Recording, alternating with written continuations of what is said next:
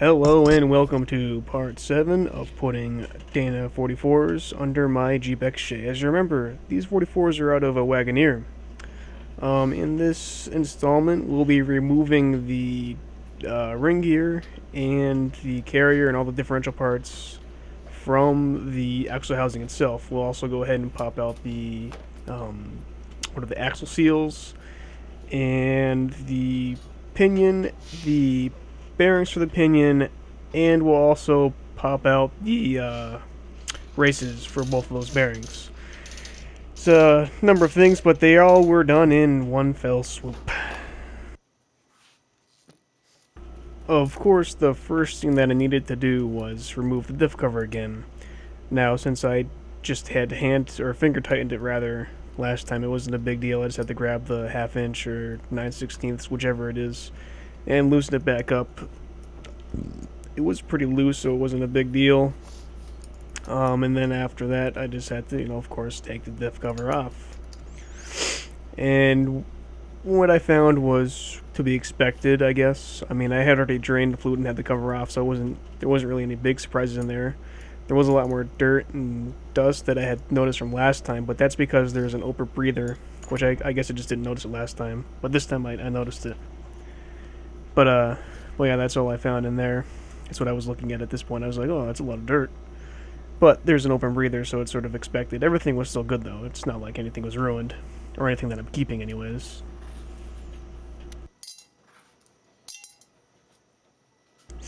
Next up on my agenda was to make a mark on the bearing cap and then make a mark on the housing for which side it matches up to and which orientation it is. This is kind of important because you're not supposed to switch the bearing caps, and you're also not supposed to flip them. So the way I took care of that was just marking one side on top and then marking closest to that on the housing as I could get, so I could just match them up when I'm putting the bearing caps back in. Of course, because I can, and it's just easier, I grabbed the impact gun to undo the bearing caps. They're really not that tight. They're only torqued down to 60 foot-pounds, so I could get away without using the impact gun, but I have it, and I mean, why not? I mean, it just makes things easier. So I just went and did that. It's a 3/4 in socket, and then you just undo them and basically just take them off. Just make sure that, well, actually, I mean, if you haven't marked, you don't really have to worry about where you put them, as long as you have one bearing cap marked on the housing, the orientation and which side it goes on. Just put them off to the side. You can clean them up later or clean them up now. It's up to you.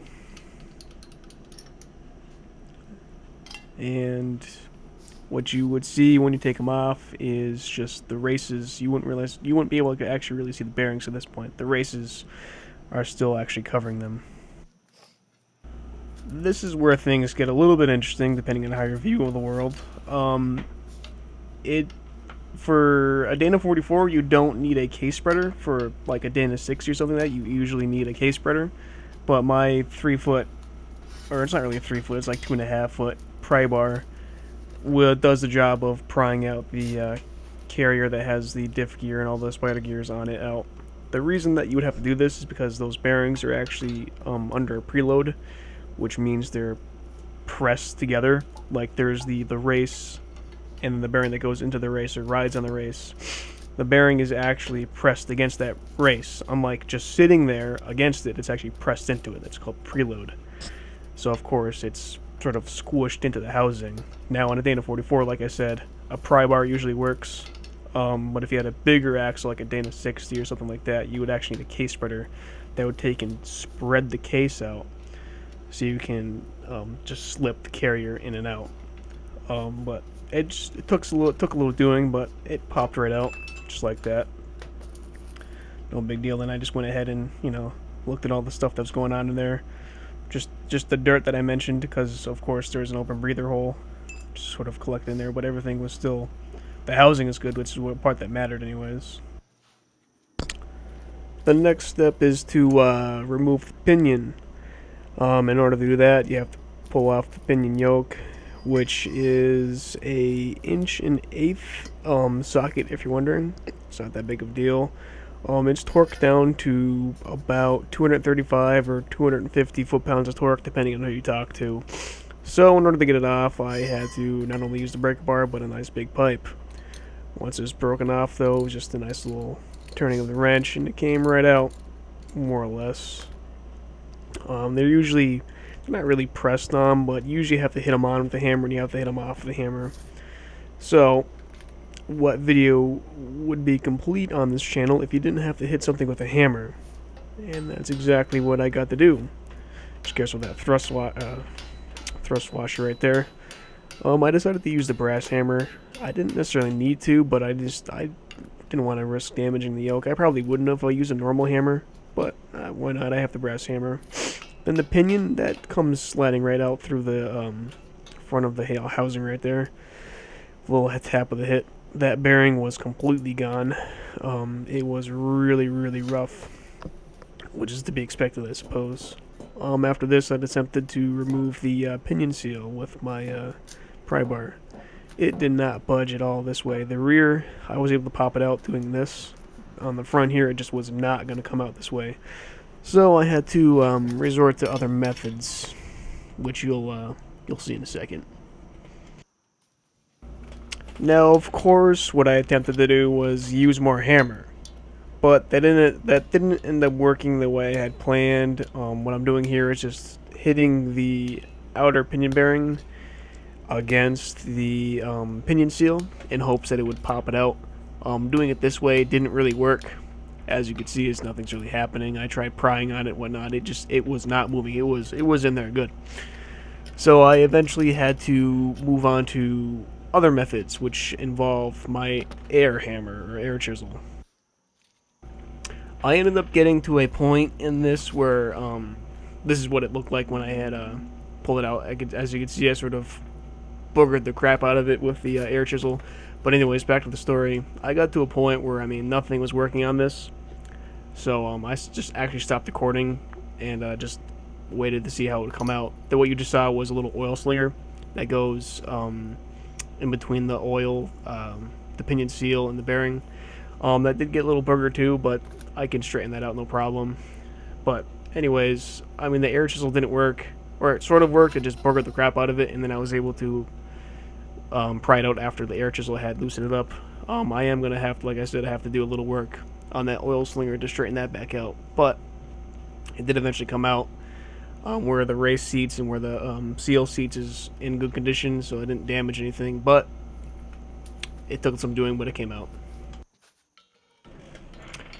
As you've seen 1,000 times before, it seems like what I'm doing here is just hitting out the races, just like before.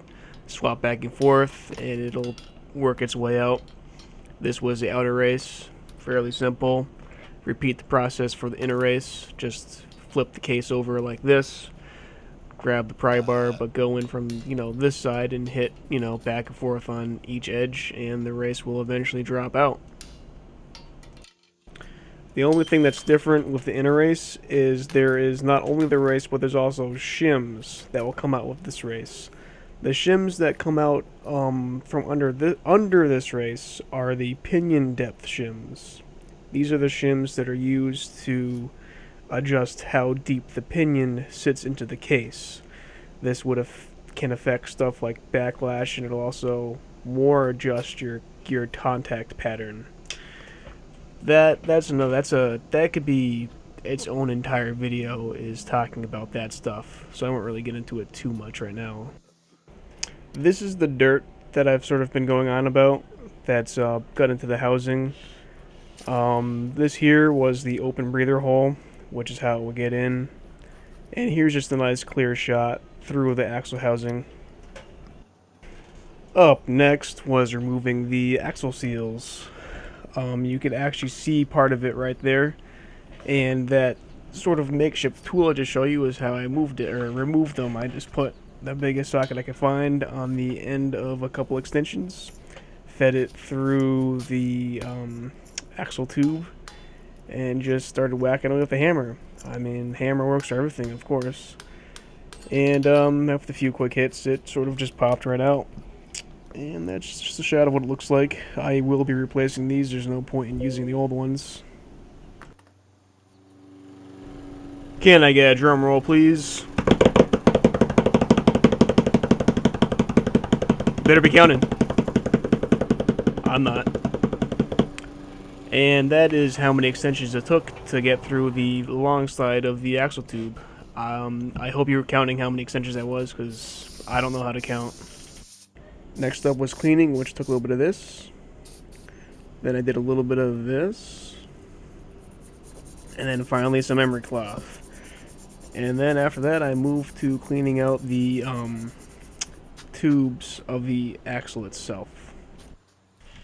Cleaning out the axle tubes is a simple process. All I did was took a gasoline soaked rag and I pushed it through the axle tube with a very long pipe.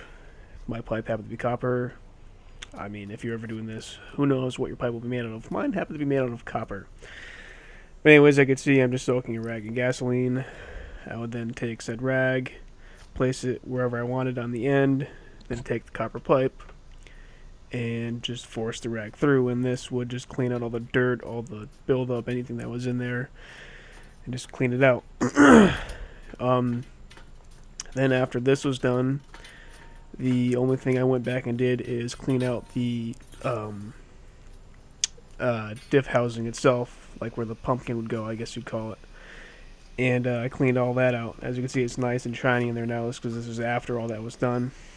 And from here, the next thing I have to do is I'm probably going to set the gears in there. That's another process all on its own. But that concludes part 7 of putting Wagoneer Dana 44s under my Jeep XJ. Come back again soon. There's more parts to come.